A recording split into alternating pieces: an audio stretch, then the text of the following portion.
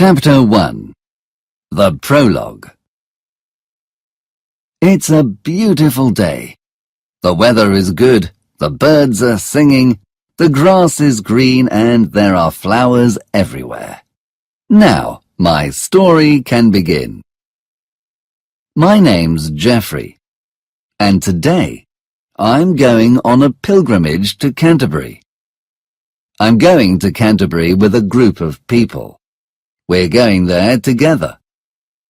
I met these people yesterday at an inn in London. I arrived at the inn in the afternoon. I was very tired and hungry.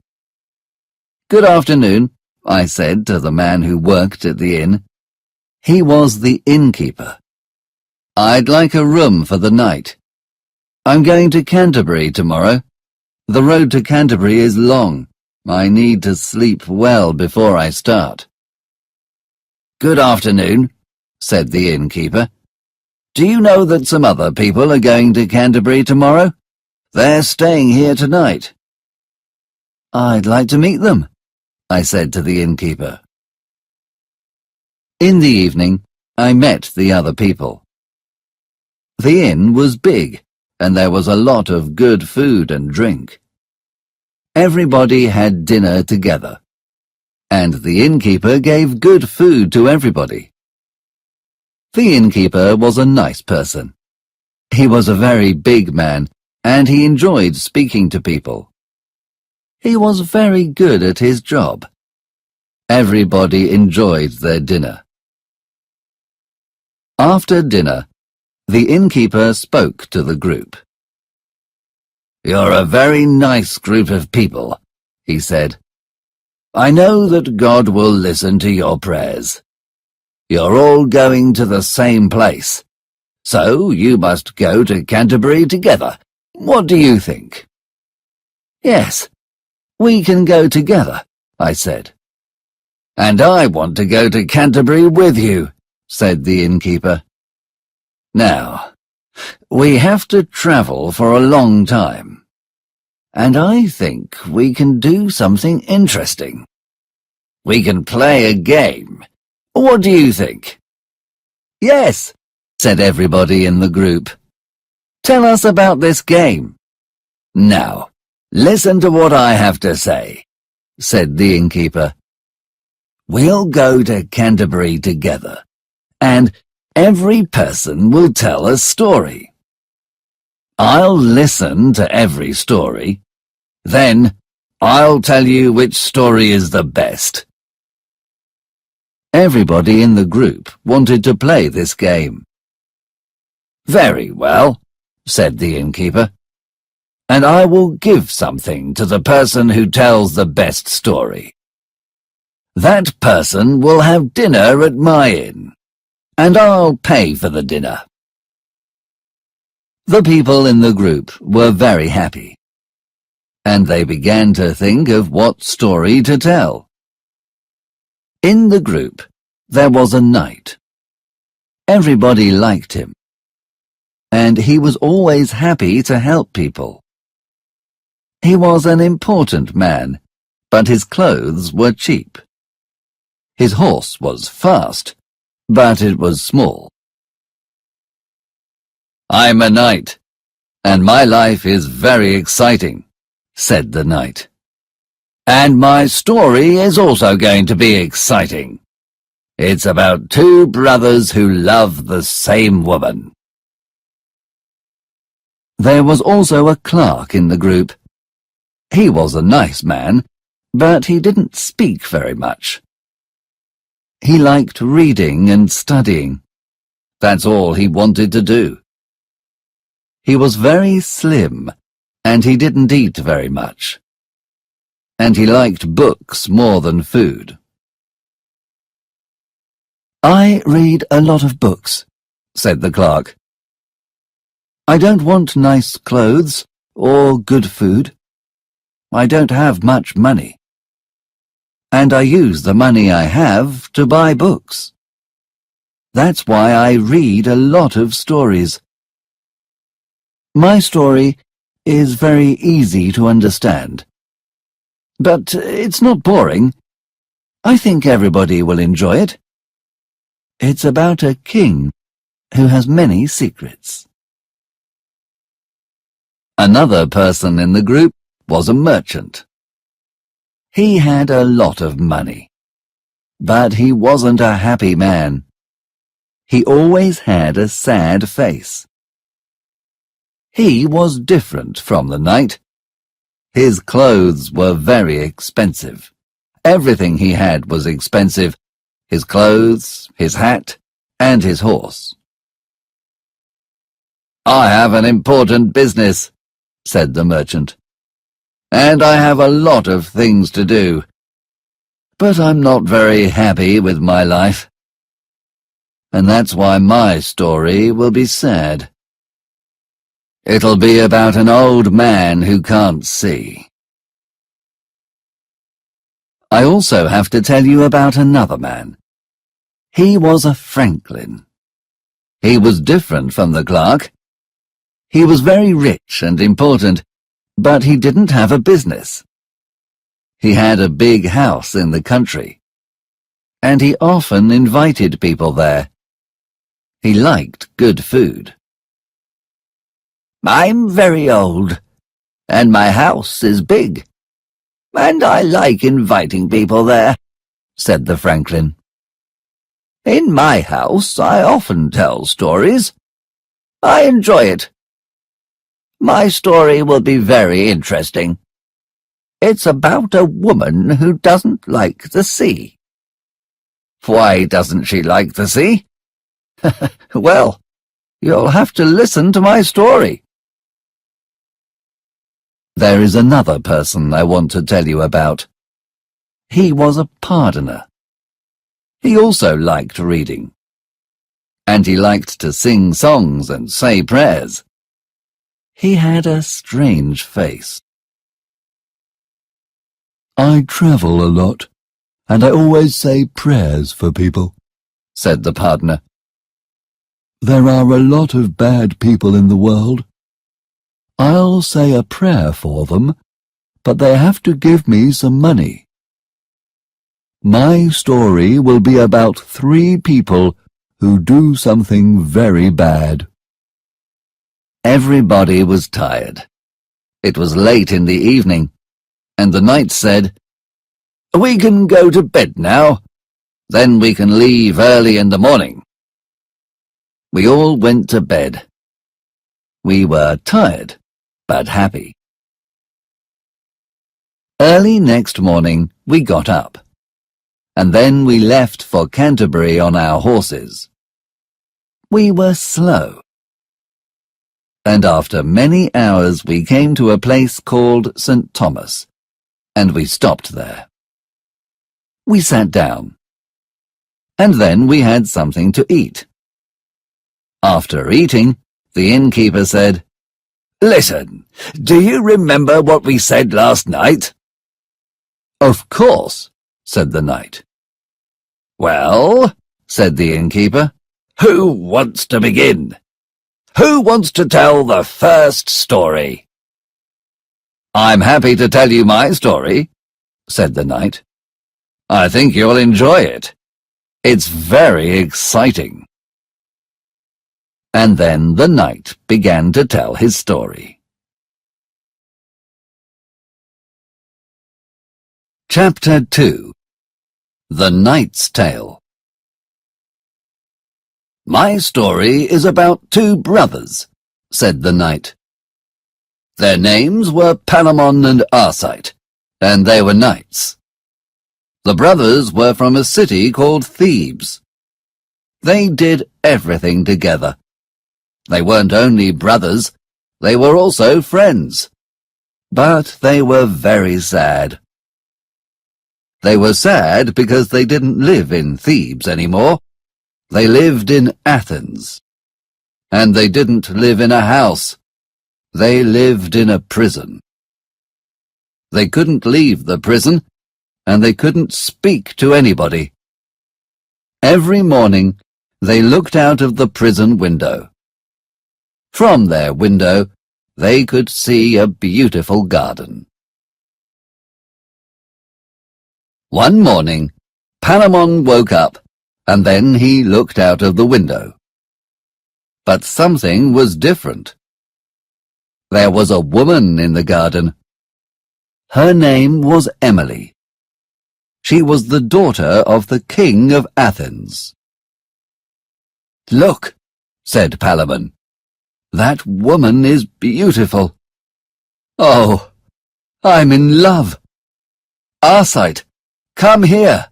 Look." Arcite went to the window, and he saw the woman. "Yes, you're right. She is beautiful," he said. "One day, I'll marry her." "I saw her first," said Palamon. "You can't love her. You must help me." "No," said Arcite. "My love is perfect. You must help me."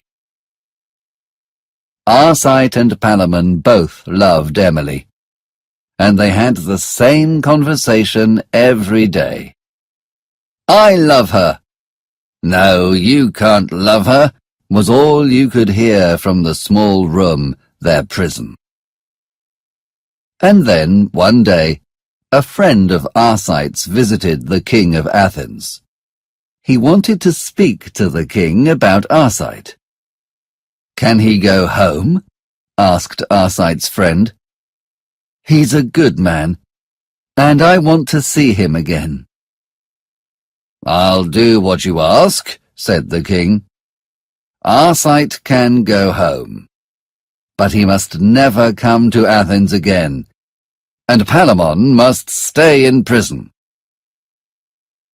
Arcite went back to Thebes, but he wasn't happy. "I'm going home," thought Arcite, "but I can't see Emily. Palamon can see her in the garden. It's better in prison." But Palamon was sad as well. "Arcite, you can go back to Athens," he thought. "You can fight the King of Athens, and you can marry Emily. I have to stay in this prison."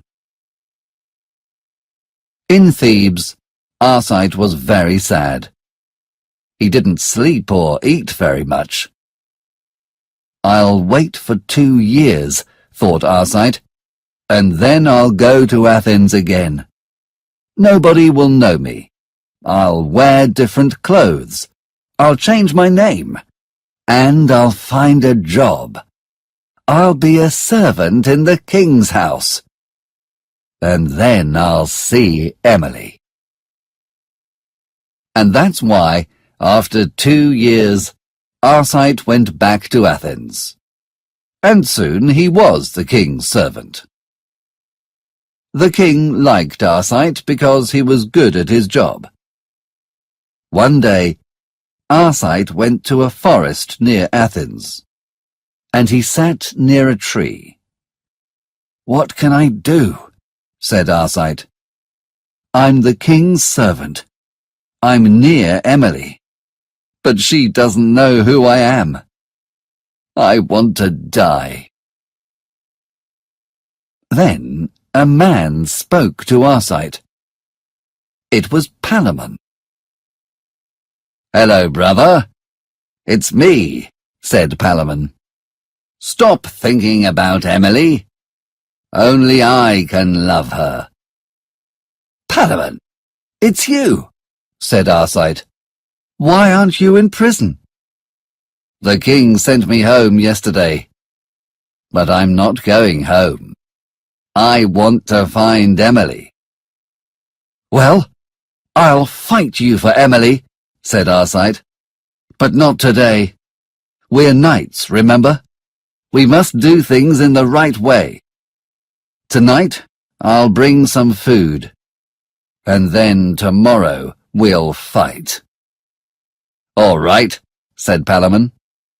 And so the brothers said goodbye. On the next day, they met in the forest, and then they started fighting. On the same day, the king was also in the forest. He was with Emily.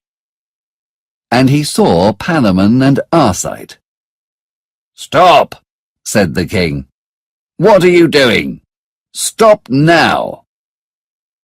"Kill us," said Arcite. "Now I'm your servant, and before that I was in your prison. My name is Arcite, and this is my brother Palamon. We're fighting because we both love Emily." "Then you must die," said the king. But Emily stopped the king. "Please don't kill them," she said. "They're fighting for love." "Well," said the king, "you're right, Emily. But only one of them can marry you. Palamon, Arcite, come back to the forest next summer. Bring 100 knights, and then you'll fight for Emily. Now go." Soon it was summer. Palamon and Arcite came back to Athens.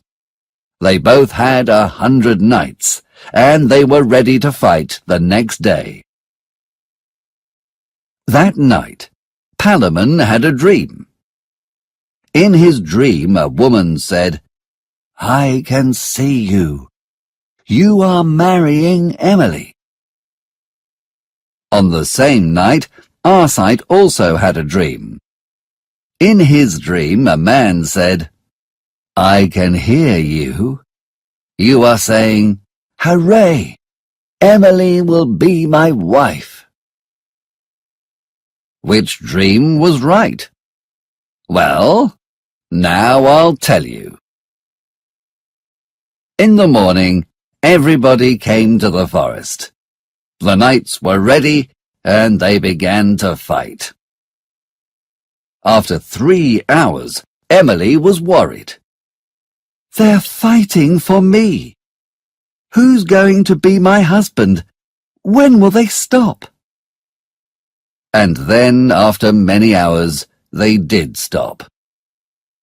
Palamon was very tired. "Stop," he said. "I can't fight any more." "Stop fighting," said the king. "Arcite will be Emily's husband." "Hooray!" said Arcite. "I'm very happy. Emily will be my wife. I must go to her and—" But then Arcite stopped speaking. He didn't feel very well. People came to help Arcite. "I'm not well," said Arcite. I can't feel anything. I'm dying. This is the end. Goodbye, Emily, my love. Goodbye, Palamon, my brother." And then Arcite died. Soon it was winter, and the king called for Palamon and Emily. "As you know, Arcite died last summer, and it was very sad," said the king. "Emily, I want you to be happy. Palamon, you must marry Emily. It's the right thing to do." "Thank you," said Palamon. "Arcite was a good knight. He was my dear brother. But we had to fight for love. Emily, I know we'll be happy together, but we'll never forget my brother. He died for love." Chapter 3. The Clerk's Tale. The clerk was the next person to tell his story. "I have an interesting story," he said. "It's about a king called Walter. He was the king of Salluce in Italy. Walter wanted to marry a woman, But only he knew the name of this woman. It was his secret. The woman's name was Griselda. She was young and beautiful, and she was very nice. She was very poor, and she lived in a small house with her father. She cooked and cleaned for him every day. And now I'll tell you their story, said the clerk. One day, Griselda was at home with her father. "Today is the day," said Griselda. "Today we'll know the name of the king's wife. Who will it be? It's very exciting." "I think his wife will be a rich woman," said Griselda's father. But Griselda's father was wrong. And soon he heard somebody at the door. Griselda's father opened the door, and he saw Walter, the King of Saddleshire. "I want to speak to you. I want to marry Griselda," said Walter. "Griselda? My Griselda?" said the father. "But this is strange. We're poor, and you're the king. Why do you want a poor wife?" "That's not important," said Walter. "She's the woman I love. Can I speak to her?" "Well, of course," said the father. And then Walter went inside the house, and he spoke to Griselda. "Griselda," said Walter, "will you be my wife? You must do everything I say." "I'm too poor for you," said Griselda. "I cook and clean. I work hard. I have a different kind of life. But I want you to be happy. I'll be your wife, and I promise to do everything you say." "That's good," said Walter. And then Griselda went home with Walter. Servants arrived. They gave Griselda a beautiful dress, and on that day Walter married Griselda. Walter and Griselda were very happy. The people of the city liked her. Soon Griselda had a beautiful baby girl. Walter was also happy, but he was worried about something. "Griselda is very nice," he thought. "But does she love me? Is she only nice because I'm the king? I have to know that she loves me." Then Walter did something very bad. One night, Griselda was in her room. She was with her daughter. Walter's servant came into the room. "I'm sorry it's late," said the servant, "but I must do what the king says. I must take your daughter." The servant took the child from Griselda. Griselda was very worried. "What's he going to do with my daughter? Is he going to kill her?" thought Griselda. But Griselda said nothing. "Now go," said Griselda to the servant, "and do what the king says." Then the servant took the child to Walter. "Don't tell anybody about this," said Walter to his servant. "Go with my daughter to Milan. She'll live with my sister. But remember, it's a secret. Nobody must know that this girl is my daughter." And then the king's servant took the child to Milan. What did Griselda do? Did she hate her husband? The answer to this question is no. Griselda didn't change. Does Griselda love me or not? Thought the king. Oh, I don't know. After 5 years, Griselda had another baby. It was a boy. Griselda was happy again. But Walter wasn't happy. Griselda, said Walter, do you promise that you'll always love me? Yes, I do, said Griselda. I'm your wife, and I left my old life. I left my house and my father. I'll die for you. Is that what you want? But Walter wasn't happy. I have to know that she loves me, he thought. Soon, Griselda's son was 2 years old. One night, Griselda was in her room. She was with her son. Then, the servant came into her room again. I must take your son, he said. It's what the king wants.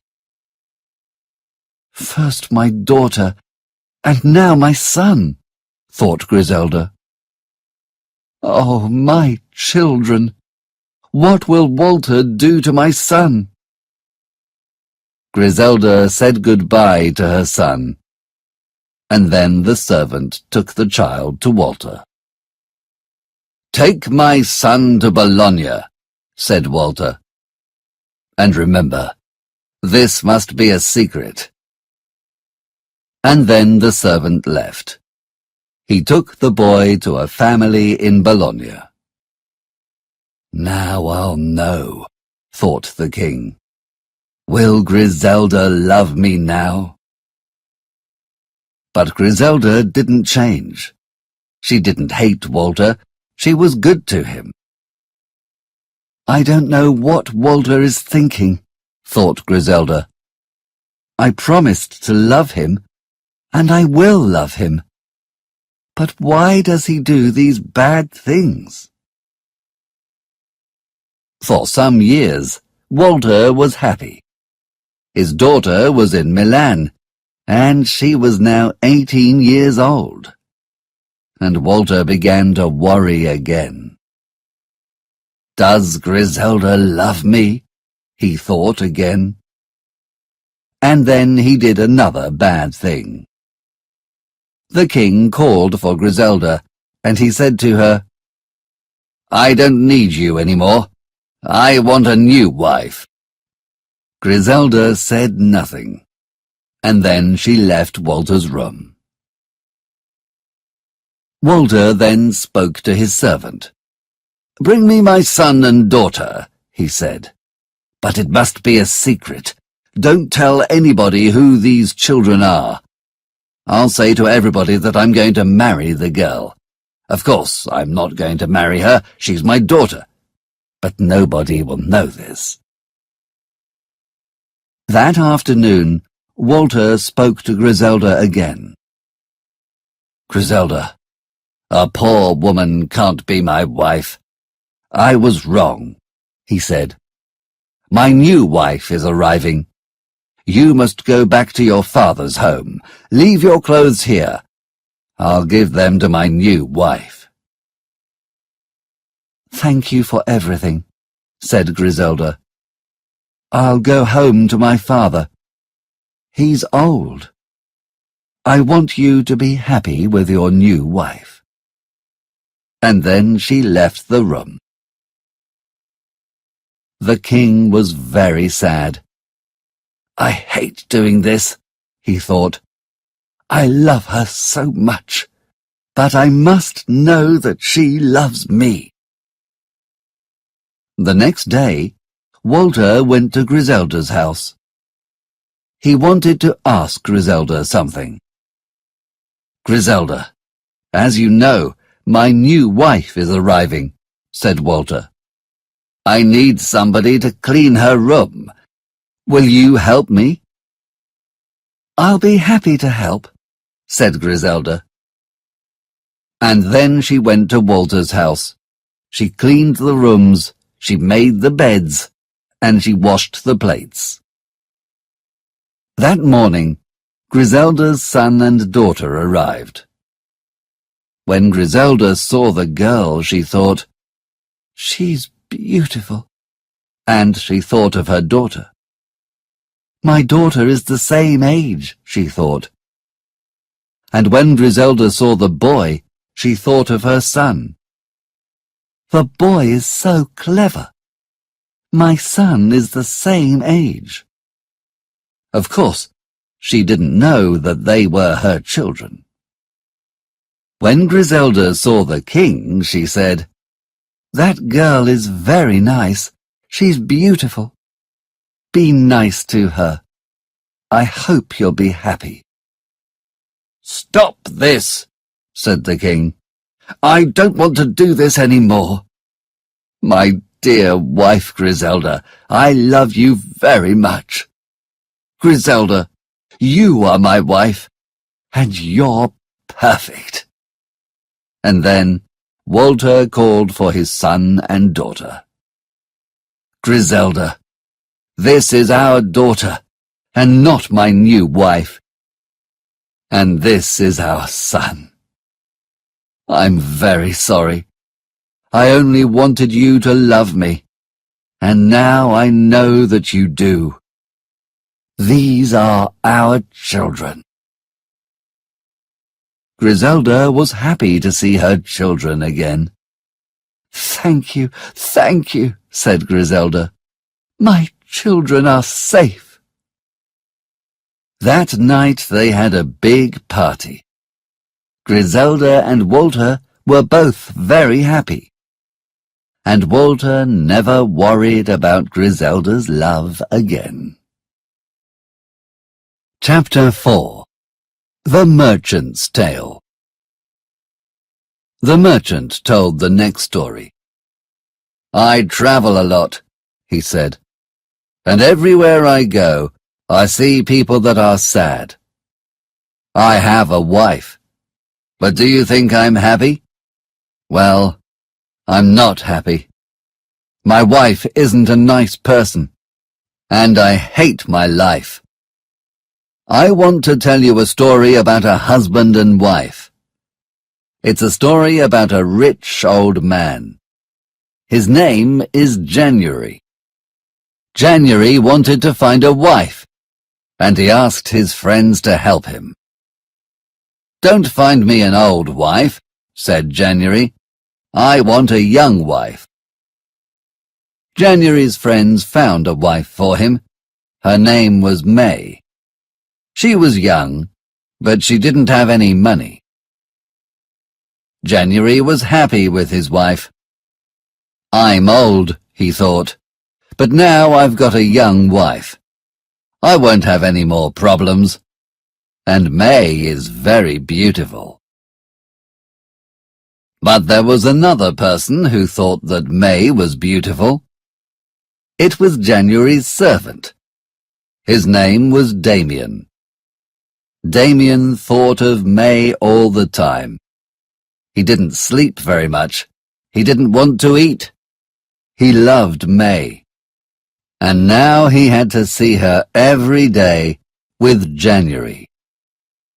Soon Damien wasn't well. He didn't want to go to work anymore, and he stayed in bed.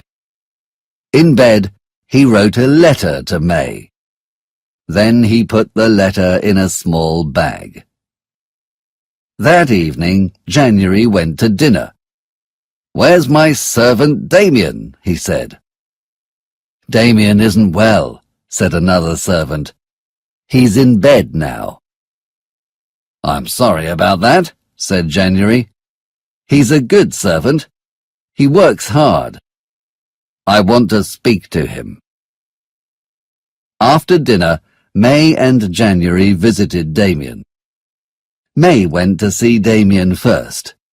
She sat next to him. "How are you?" asked May. Damien didn't say anything. He took the letter out of his bag, and then he gave the letter to May. "Don't speak to anybody about this letter," he said. When May was at home, she read Damien's letter. It was a love letter. May didn't know what to do. Damien doesn't know my secret, she thought. I love Damien, but he is poor, and my husband is rich. How can I help Damien?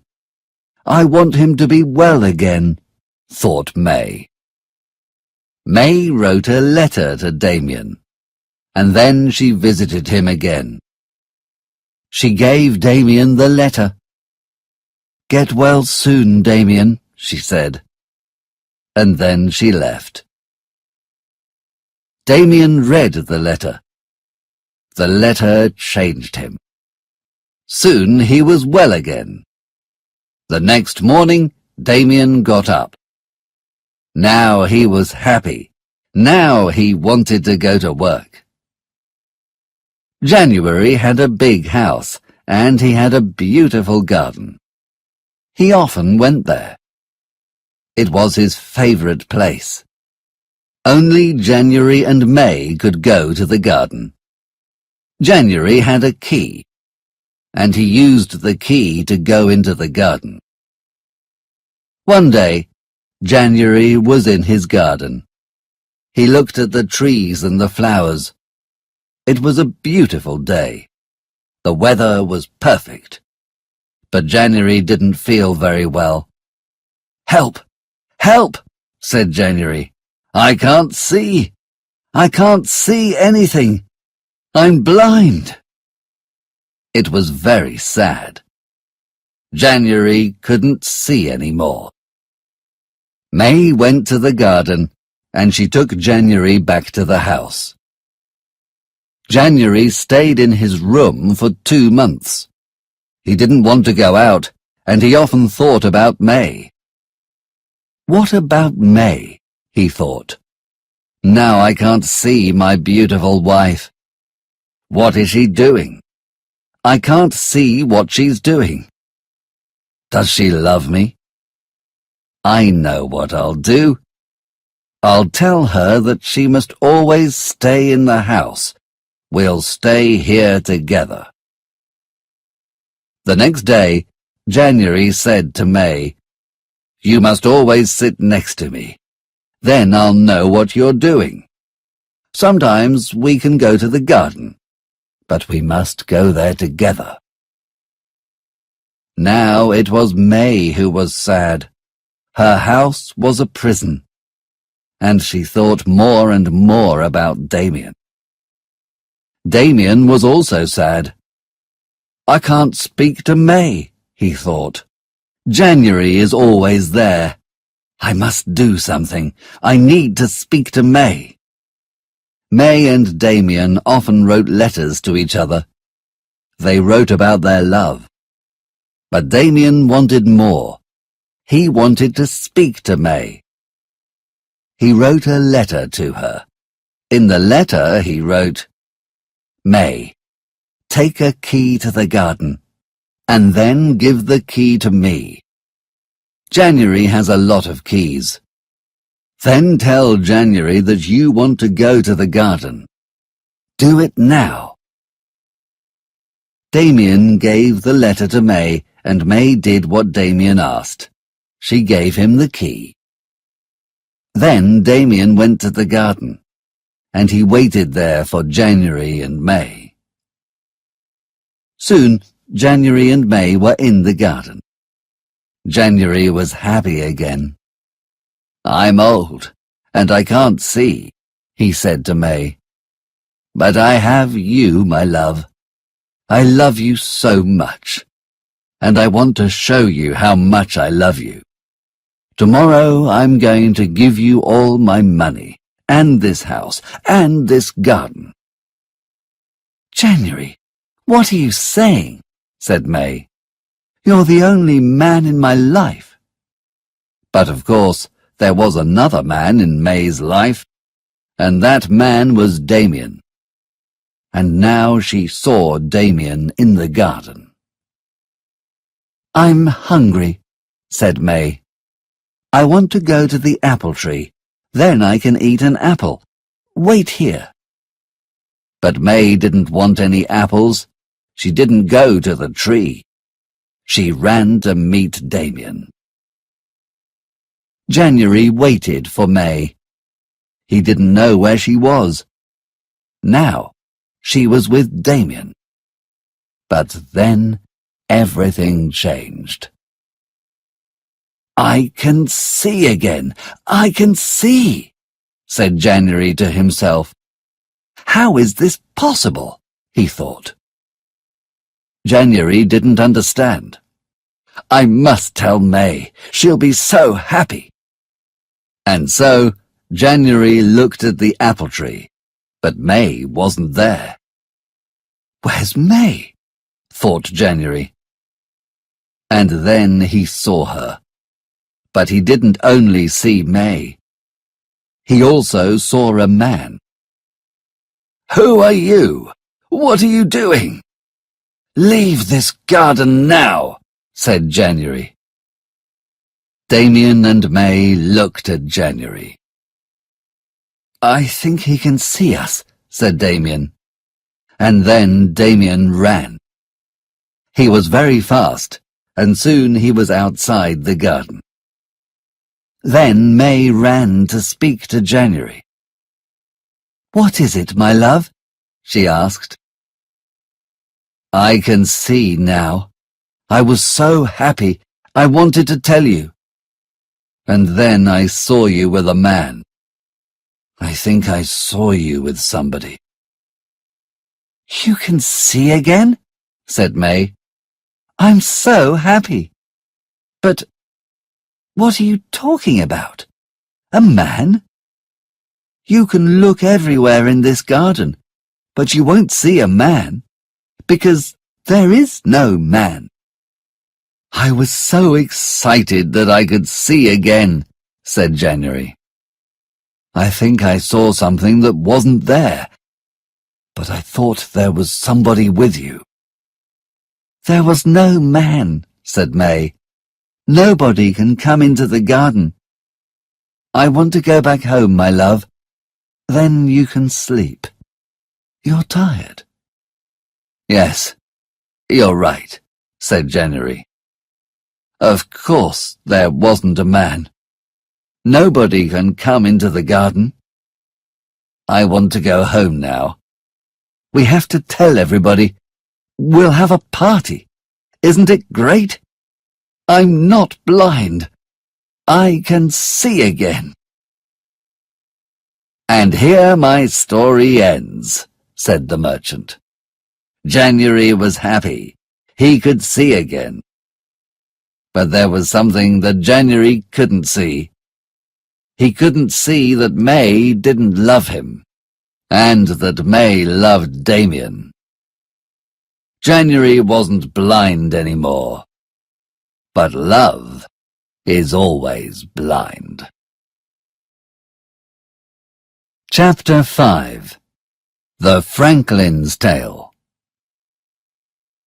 Everybody in the group was tired. It was the end of a long day. They were ready to listen to the Franklin story.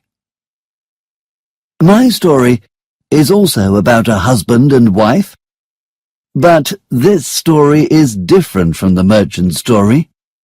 In my story, love is not blind. The husband and wife in my story are in love. The wife's name was Dorigen. She loved her husband very much. The husband's name was Arviragus. He was a knight. They lived in France. But when I start my story, Arviragus was in England. Dorigen was very sad. She thought about her husband every day, and she stayed at home. Arviragus wrote a letter to Dorigen. "Don't worry, I'll come home soon," he wrote. Dorigen read the letter. "I don't want him to come back soon. I want him to come back now," she thought. "But I must go out. I must try to be happy." And so Dorigen started going out. Her house was near the sea. She often went for a walk there with her friends, and she always wanted to look at the sea. "Where is the boat," thought Dorigen, "that will bring me my husband?" And sometimes she looked at the big black rocks in the sea. "I don't like the sea," said Dorigen to her friends. "Look at those black rocks. They're dangerous." Dorigen's friends were very worried. "You must stop thinking about those dangerous black rocks," they said. And so Dorigen's friends took her to a dance. But she didn't want to dance. At the dance there was a man called Aurelius. He loved Dorigen, and he wanted to speak to her. "Dorigen, you don't know me very well. My name is Aurelius. You're so beautiful. Is there a place in your heart for me?" Dorigen looked at Aurelius and said, "No, there isn't. I'll always love my husband." "But what will I do? I need you," said Aurelius. "I'm sorry," said Dorigen. "But," said Aurelius, "is there anything I can do?" Well, I want the black rocks in the sea to disappear. Do this, and then there will be a place in my heart for you." "But that's not possible," said Aurelius. "Nobody can do this." "I know," said Dorigen. Aurelius went home. At home he said a prayer. "Help me," he said. And then he went to bed. And he stayed at home. He never went out. He didn't want to see anybody. Soon Dorigen's husband came home. Dorigen and Arviragus were together again. Aurelius was at home. He was always at home. One day, Aurelius read an interesting book. It was a book about magic. "I can use magic? With magic, the black rocks will disappear," thought Aurelius. "I know a man in Orléans. His name is Simon. He's famous for his magic. I can ask him to help me." The next day, Aurelius went to Simon's house. "Hello," said Simon. "Have dinner with me, and you can tell me everything." At dinner there was every kind of food. There was meat, fish, fruit, and vegetables. They ate, and Aurelius told Simon his story. Simon listened to the story, and then he said, "It's true that I sometimes do magic, and now I'll do some magic for you." And then the food on the table disappeared. Aurelius was very happy. "Can you help me?" said Aurelius, "with the black rocks?" "Yes, I can," said Simon, "but it'll be expensive. You have to pay me 1,000 pounds. "That's a lot of money," said Aurelius. "But all right, you must be quick. I want to go home tomorrow." In the morning they went back to Aurelius's house. Simon started work, and after 2 days he was ready. "Aurelius," he said, "we can go and see the black rocks." They went to the sea, but when they arrived, the black rocks weren't there any more. "Oh, thank you so much," said Aurelius. "I must show this to Dorigen." The next day, Aurelius met Dorigen. "Hello, Dorigen," he said. "Do you remember our conversation about the dangerous black rocks? Do you remember what you promised?" Please tell me that you remember." "Yes, I remember," said Dorigen. "Well," said Aurelius, "the black rocks aren't there anymore. Come and see." When they arrived, Dorigen looked at the sea. And then she said, "But how can black rocks disappear? What can I do? I have to speak to my husband." And then she ran back home. When Dorigen arrived home, she started to think, "I made a promise, and promises are important. But I'll never do anything bad to my husband. What can I do?" For 2 days, Dorigen thought about her problem. "What can I say to my husband?" she thought. Then Dorigen spoke to her husband. She told him everything. "Don't worry," said Arviragus. "You did nothing wrong. But you promised this to Aurelius, and that's why you must leave me." "But I love you, Arviragus," said Dorigen. "Oh, what can I do?" Dorigen went to a garden. She needed to think. When she was in the garden, a man spoke to her. "Hello. Where are you going?" It was Aurelius.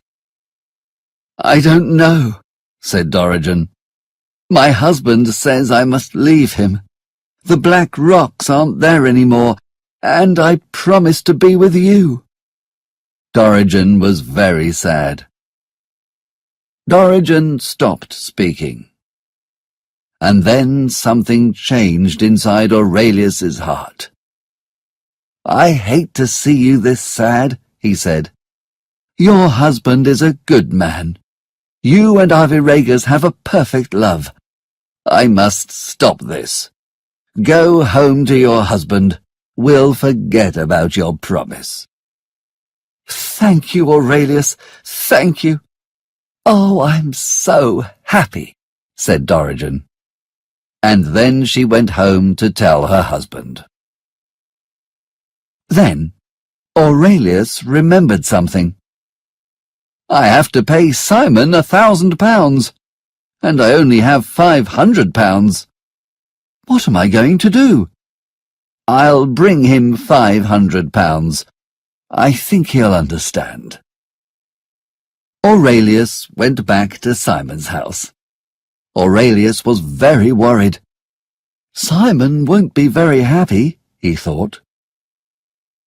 "Hello," said Simon. "Do you have my money?" "I can give you £500, said Aurelius. "Why don't you pay me everything? I did everything you asked of me, didn't I? The black rocks disappeared." "Yes, they did," said Aurelius. "And I'm very sorry about the money." And then Aurelius told Simon everything. He told him about Dorigen and Arviragus. He told him about their perfect love. "You're all very good people," said the man. "You did a very good thing. You have a good heart. And I want to be good as well. You forgot about Dorigen's promise, and so I'll forget about the £1,000. I won't take any money from you." "Thank you, Simon," said Aurelius. And then Aurelius went home. "I'll never be with Dorigen," he thought, "but I'm happy, because I did a good thing." And that is the end of my story, said the Franklin. As you can see, it's different from the merchant's story, because this story tells us that there are also many good people in the world. Chapter 6. The Pardoner's Tale. "And now I have a story for you," said the pardoner to the other people in the group. It's a story about 3 men. They were called Amis, Lucien, and Maurice. Amis talked a lot. The other 2 men didn't talk very much. These men were very bad. They only thought about money. They were always together, but they weren't friends. Friends help you. Friends listen to your problems. They were greedy, and they had no love in their hearts. I will begin my story in an inn. The 3 men were together at a table near the window. "I'm hungry," said Amis. "So am I," said Lucien. "I want something to eat." But then Amis saw something strange. "Look," he said. "Look out of the window. What are those 2 men doing?" "Oh, yes," said Lucien. "They're carrying a man." "You're right," said Amis. "Who is he? I think we know him. Yes, it's Adranus." "Innkeeper," said Amis. "Is that Adranus?" "Yes, it is. Adranus died last night. Somebody killed him," said the innkeeper. "Who did this to Adranus?" asked Amis. "Death did it," said the innkeeper. "Death? That's a strange name," said Amis. "Why is he called Death?" "Because of the things he does," said the innkeeper. "Last week he met 5 people, and he killed them all. Nobody can find him. Everybody is worried about Death." "We'll look for him," said Amis. "It'll be good fun. We'll find him, and we'll fight this strange man called Death." "Don't do it," said the innkeeper.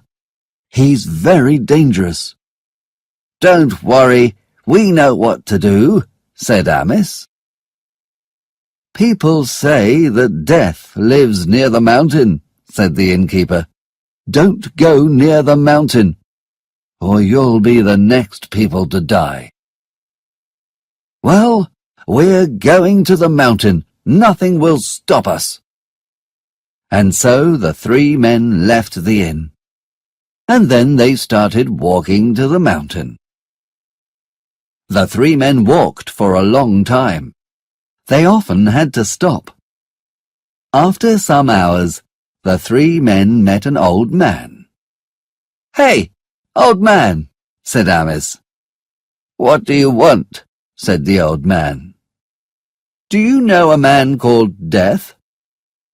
"Yes, I know about him," said the old man.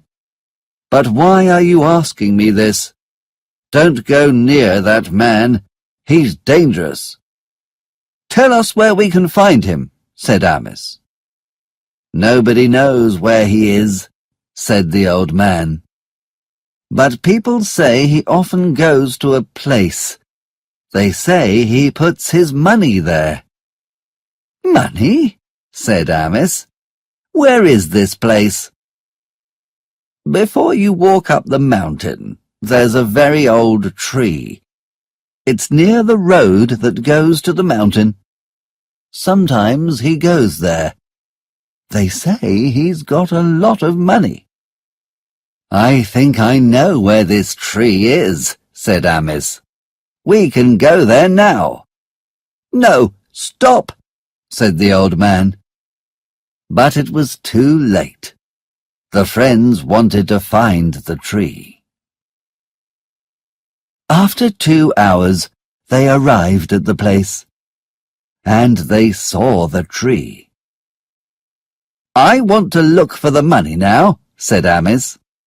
"Do you remember? The old man said that Death put it here." They looked for the money, and soon they found it.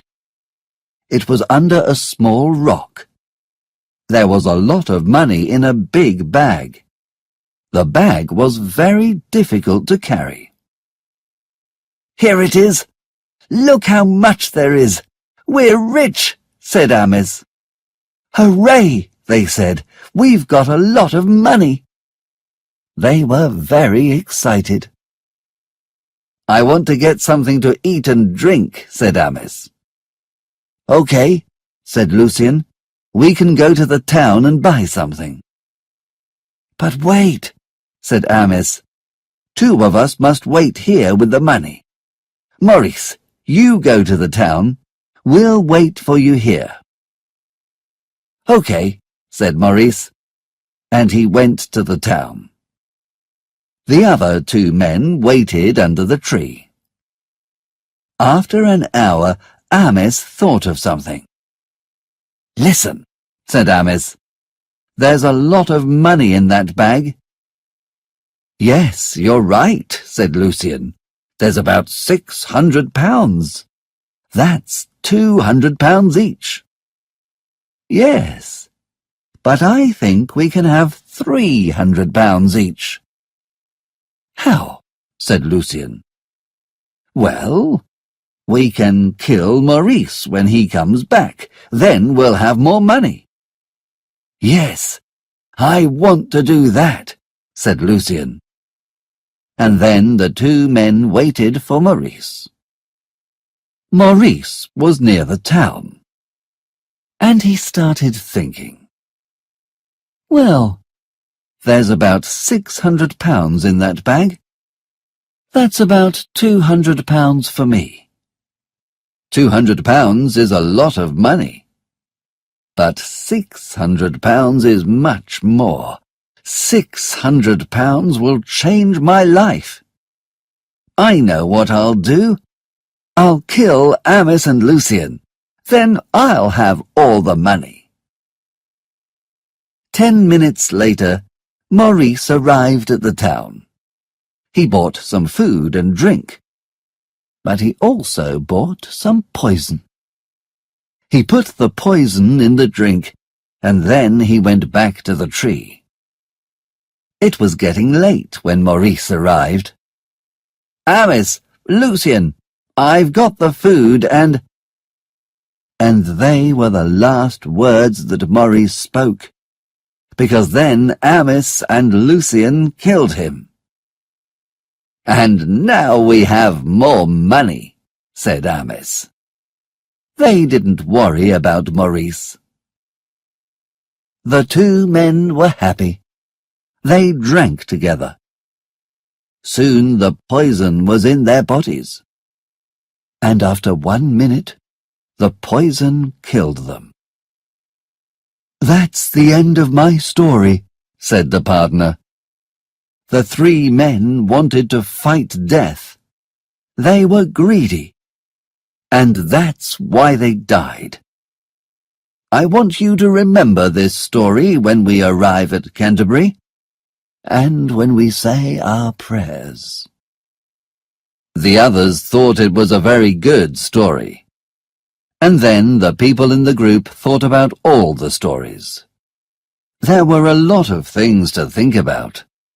And after 4 days, Canterbury was very, very near.